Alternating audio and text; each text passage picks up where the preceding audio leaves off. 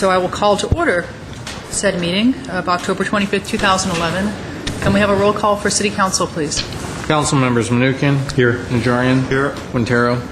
Here. Weaver. Here. Mayor Friedman. Here. Roll call for Redevelopment Agency. Agency members Friedman. Here. Najarian. Here. Quintero. Here. Weaver. Here. Chair Manukian. Here. Roll call for the Housing Authority. Authority members Friedman. Here. Manukian. Here. Mincy. Here. Najarian. Here. Prazian. Here. Weaver. Here. Chair Quintero. Here. Can we hear your report, please? Agenda for the October 25th, 2011 joint public meeting of the Glendale City Council, Redevelopment Agency, and the Housing Authority was posted on Thursday, October 20th, 2011 on the bulletin board outside City Hall.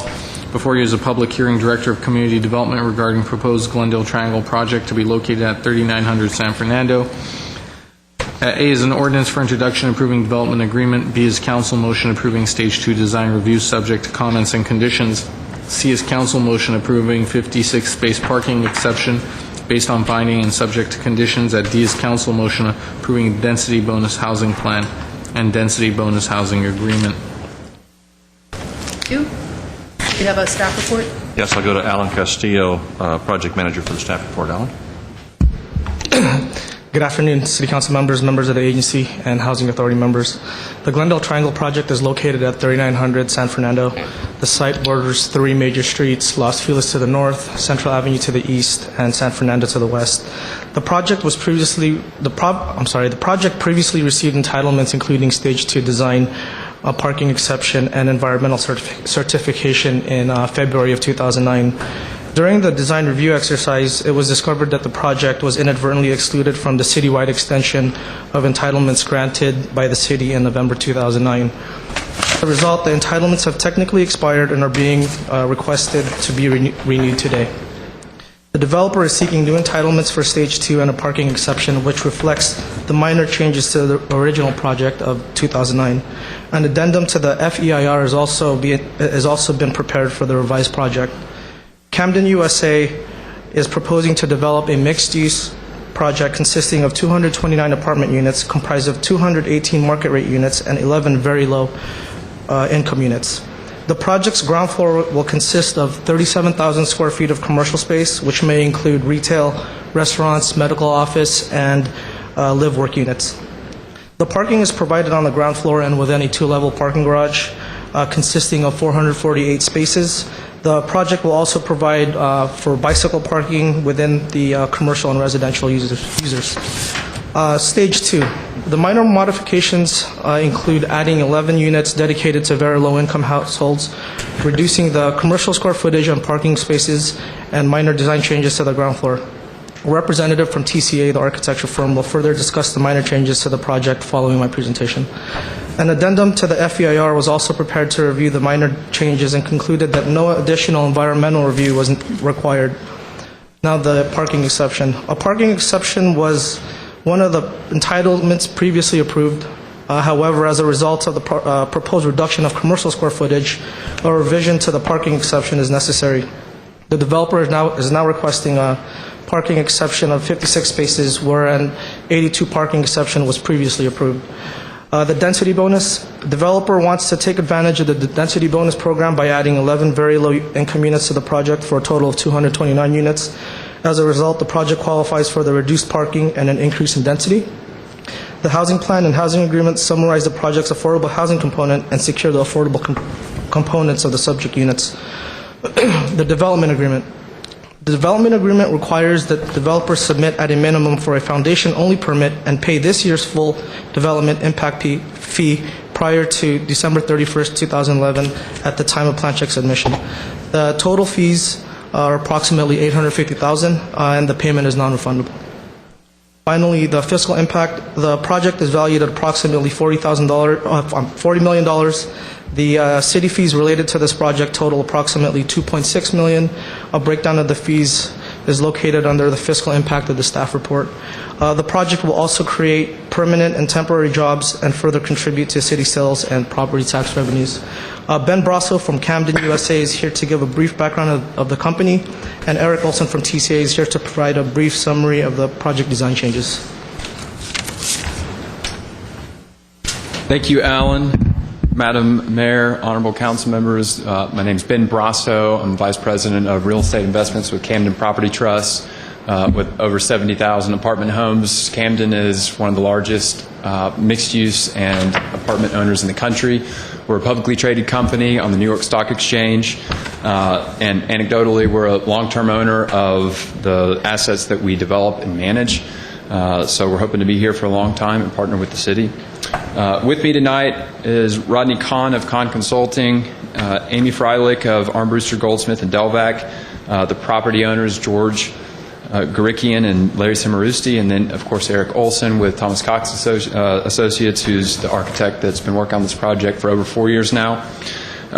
In terms of schedule, we've been working with the city for the last 7 months very thoroughly to try to resurrect this project. I'm excited to announce that we are on track to submit for foundation-only permit in early December, to close on the land at the end of December, and then to start construction first quarter of next year. All of this will be done and is fully financed with on-balance sheet capital, so the project will happen. I'd like to thank city staff for their excellent staff report. I think it highlights a lot of the key points of the project. This is a TOD mixed-use building. It's an easy walking distance to Glendale Transportation Center, which, as you know, has Amtrak, Beeline, and MTA stops. It's across the street from Avon's and from CBS. And, of course, it's across the street from Glendale Memorial Hospital, which seemed very excited about us going in. We've met with them a number of times. The project creates over 100 full-time jobs and over 300 temporary short-term jobs, and those are conservative estimates. What is before you tonight is almost exactly what this council approved over 2 years ago. Same height, same massing, but it also has a number of enhancements and has a number of improvements which our architect will get into, but that they include bike parking, shared vehicular parking, a loading dock, and a leasable retail plant. With that, I'd like to turn it over to our architect, but of course I'm available for questions. Eric?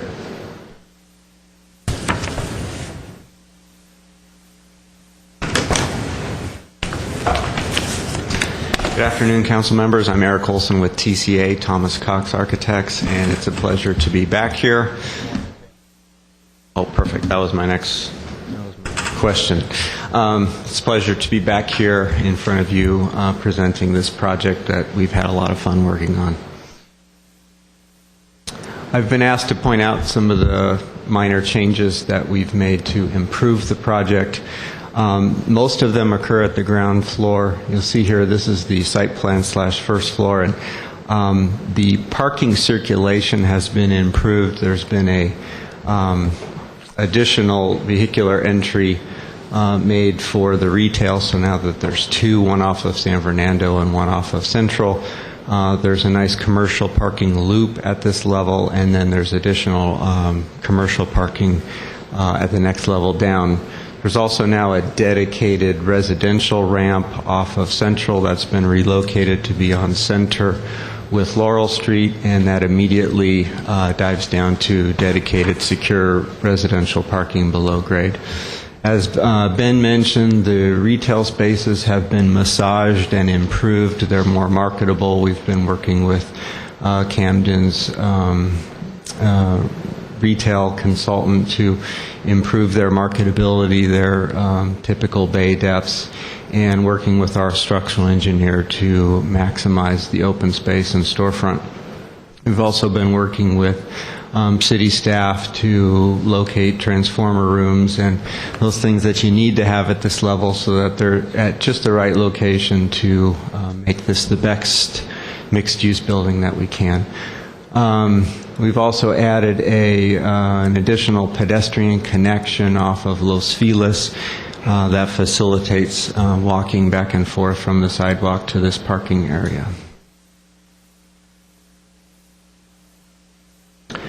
This is the parking level down, and I'll be brief here. The taupe yellow color is the commercial parking loop, and the blue is the residential parking. Also at this level is the residential bike parking.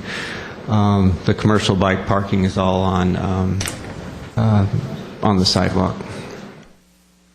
Next level up at the podium level or the second floor is basically the same apartment layout that we presented to you 2 years ago.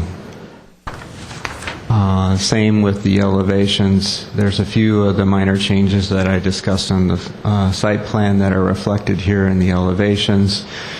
Relocated resident entry centered on Laurel Street. We've added a commercial loading dock to facilitate the retail spaces, and that's here located off of Central, and that second commercial vehicular entry. The elevation on Los Feliz is basically the same as it was before, except for an enhanced corner architecturally on Los Feliz and Central. That's denoted by the dashed box there. And a before and after on the building section. Most notable, the retail is a bit taller now. It's a bit of an upgrade to the retail spaces, and it's basically because the second floor is flat and Central dives down in grade as you move to the south, so the retail takes advantage of that and gets taller on the south side. I think that's all I'm allowed. I'm available for questions. Thank you. Are there any questions? Well, actually, yeah, I do have a question. In terms of parking, the previous speaker mentioned shared parking, but is there also provision for electrical outlets and possibly a situation where you might bring in a zip car or some other firm that... Yes. We have allowances for shared parking as well as the opportunity to add those electric charging stations. Are there questions? Well, they're asking for, well, not from you, not Okay. from the design, so from staff, basically, you're asking for a 56 space parking exception for Yes, 11. it's a revision to the previously approved parking exception. I wasn't here previously, so I'm asking. sorry, the previous commercial square footage was 54,000 square feet, which required an 82 parking exception, and that was granted in 2009. Now that the commercial square footage has been reduced to 37,000 square feet, we now have adjusted that to 56 parking spaces, and that's based on 8,500 square feet of restaurant space, whereas it was previously 12,000 square feet, so we actually accommodated for that reduction. Shouldn't that be a variance process as opposed to an exception? Because it's in the redevelopment area, it's a parking exception. Okay.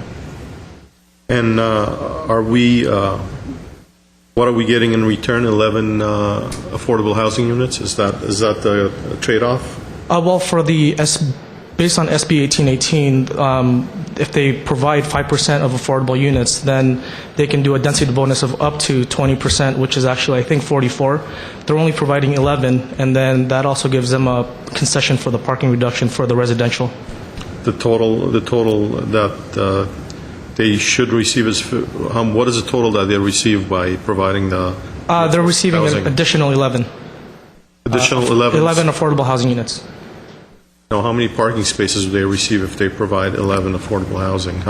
What is the state mandated numbers? It's for single and studios, it's one space. For 2 bedrooms, it's 2 spaces, whereas the code required would be 2 spaces for studios and single, 2 for 2 bedroom, and 0.25 per each guest room. 56 the maximum that they can get? 56 is only for the commercial.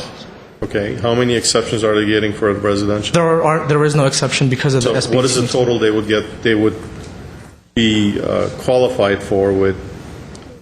Their qualified total is 448 units. It's 300 residential for residential, and then 148 for commercial. What I'm trying to find out is 56 the maximum number they can get, or can they get more? They can get. There's an exception. Well, they can get more if they provided more restaurant use, but at this point, we've already reduced it to the 8,500. So with the square footage that they're showing, or the site plan, that's what they've requested for. And that's an up to 56. So if they put in 6,000 square feet of restaurant, it's actually less than 56 spaces. And the density is within the zoning requirements in that area? Yes. Densities, The density is 100 per acre, And with the density bonus, you can go up to another 20%. So originally in 2009, it was 218 units, and it's 2.1 acre site. And it's what? That's a 2.1 acre site. Okay. And it's 218 units now plus 11 Plus the affordable. 11. Yes. Isn't that going to be a pretty busy corner with 237 units? Well, busy in terms of the trips. It's replacing a fast food restaurant and a car wash. In terms of the number of trips, in fact, maybe not. But yes, it is going to be a high-density mixed-use residential, as was envisioned in the San Fernando Road rezoning. So correct. But given the uses that are there now. That's right. I mean, I know, I go to that car wash. Yes. So I know that really that's a lot of trips during the day. Yeah, the existing uses are very high-impact uses, really, on the site. So. But the use currently, the commercial use is throughout the day. Here you have mostly probably 95% residential use, where you're going to have probably over 400 cars leaving in the morning, 400 cars coming back about the same time.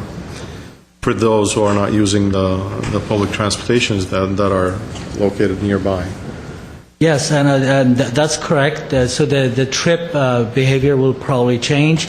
However, this is, again, consistent with the zoning that was envisioned to redevelop this area. So. Is this part of the rezoning that was done Yes, a few years ago? Correct. San Fernando Road corridor rezoning as part of the redevelopment package that we had for the area. And another question, there's an ordinance for introduction, and that's from the city attorney, I guess.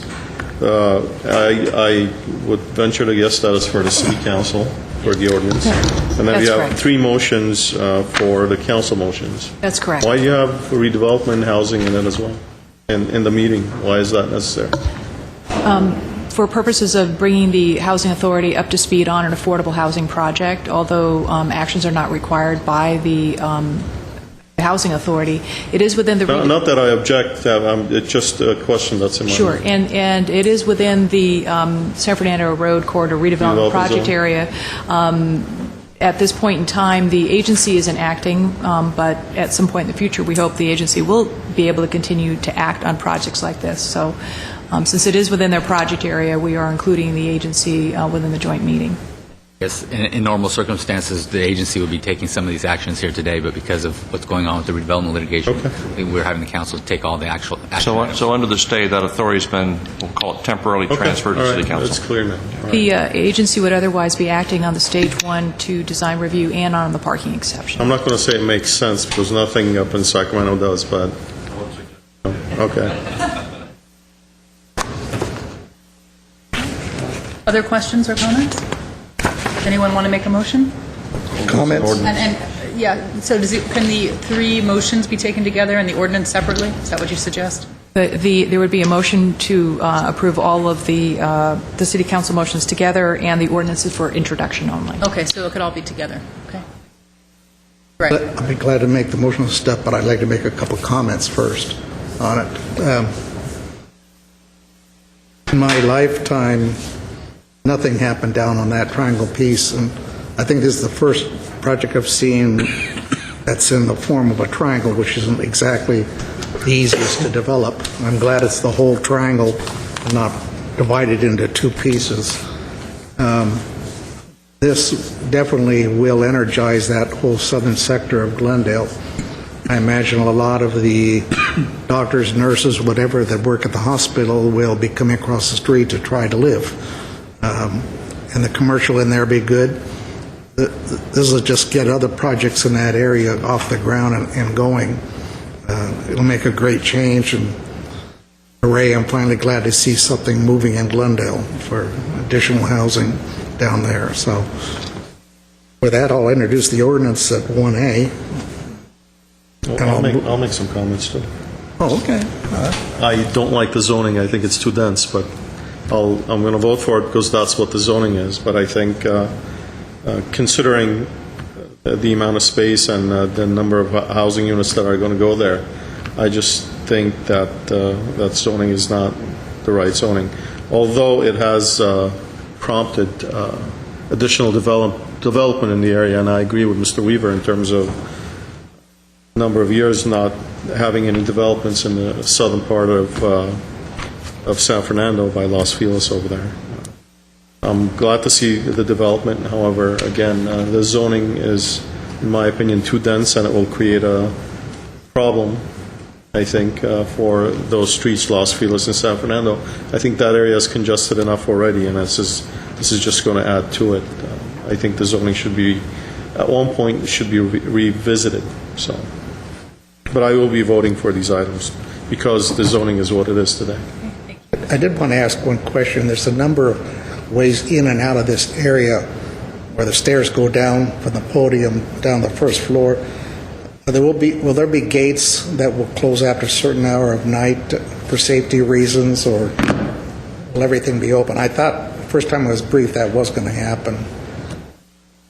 You thought the first time that was or was not going to happen? Was. Yes, it would be the same You could program. go out, but you just can't come in from any direction that you want.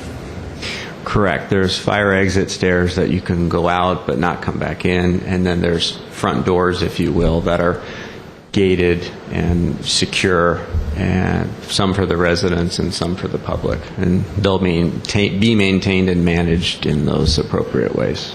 Yeah, I just get more concerned nowadays since the state of California has decided to release thousands of more convicts in the area. Everything that's going up is going to have to be that much more secure to protect the honest people. So, thank you. Yep. Mr. Quintero? Well, I want to start by thanking the two longtime property owners who have been there for many, many years.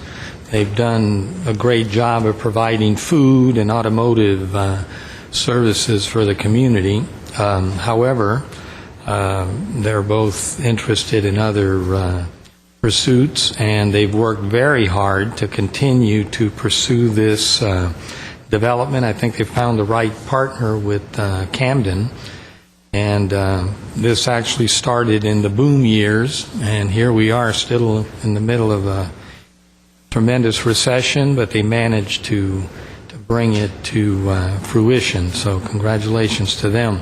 The project itself, I think, is great. The first time I saw it, I loved it. I think architecturally it is very significant.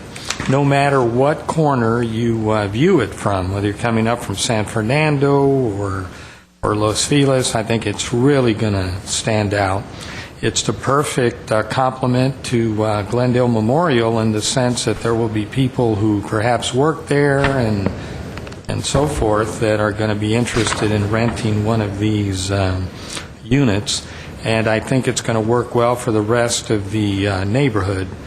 There's a business that I'm familiar with, not too far from here, and when I first talked about this a few years ago, the employees were very interested in renting the units. So between that and the balance of commercial, I think it's going to work really well for the neighborhood. And the fact that it is literally 2 blocks from the transportation center, surrounded by all of the different all the different MTA connections, as well as our own Glendale service. I think this is going to be a site that some people will not even use a car. That's why I mentioned the idea of maybe Zipcar or other companies that are into the sort of hourly car rental. I think this might be a good location for that. But overall, I'm just very pleased. Of course, they're going to be paying the fees. There's I dog-eared it, but anyway, there's going to be hundreds of thousands of dollars in fees that will be paid as a result of this project. And then we do get the bonus of 11 affordable housing units that the Glendale city and its taxpayers will pay zero for. So congratulations to everyone, and I'm looking forward to the ribbon cutting real soon, I hope. I'd like to echo those remarks, thanking the Cimarustis and the Greekins for sticking through this project, through several iterations of it. It's certainly a good location for such a development close to the hospital, the train center, and some of our businesses. But I do echo also Mr. Manukin's sentiments, and I would like to review the entire process by which bonuses, density bonuses are awarded, whether it's through SB 8. As I understand, there's several ways. In our downtown specific plan, we've given some incentives, density bonuses, SB 18. And I'd like to just review that, if it was your intention to bring that maybe on the agenda. Absolutely. Just to refresh my memory on what the thoughts and the reasoning were behind all this. Oftentimes, I know I was on the San Fernando zoning corridor group years and years ago, and you sort of set a number as to, you have an impression as to how dense something's going to be. And I'm not sure when SB 1818 came in, but that, raised the bar again. And just so we're all aware on council and the agency as to what potential development could be when we look at the zone. It's not necessarily just opening up the zoning map. There's the footnotes and the state ordinances that come into it. But other than that, it's a great design, a great location, and I look forward to seeing it under construction.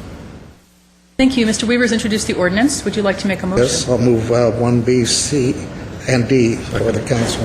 Okay, we have a motion and a second. Can we have a roll call? Sorry, who was the second? Thank you. Council members Menuchyan? Yes. Najarian? Yes. Quintero? Yes. Weaver? Aye. Mayor Friedman? Yes. We don't have any other business for any of the other agencies. Move to adjourn for council. Second.